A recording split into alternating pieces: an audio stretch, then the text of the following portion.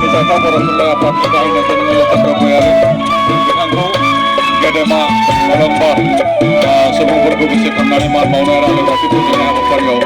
Biar Mauna Sampai Kau Laidam Mari Jatuh yang Mele Mesin Lari Sis Lari Bitanku bersih semua Biar Mauna Sampai yang Guri Kau Laidam Mari Jatuh Mele Mesin Sampai Bersama Tari Bitanku bersih semua Gedema Malamba Semua Mauna Apa Pario Kau Laidam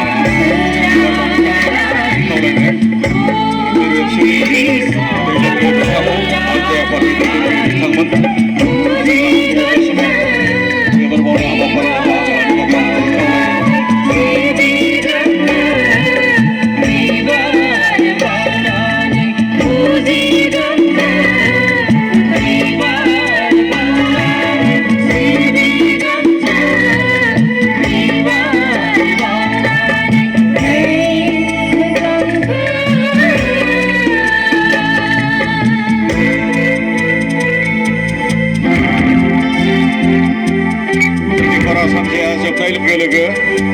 जोङो 1 minute जोङो आन्दालन खालामगोन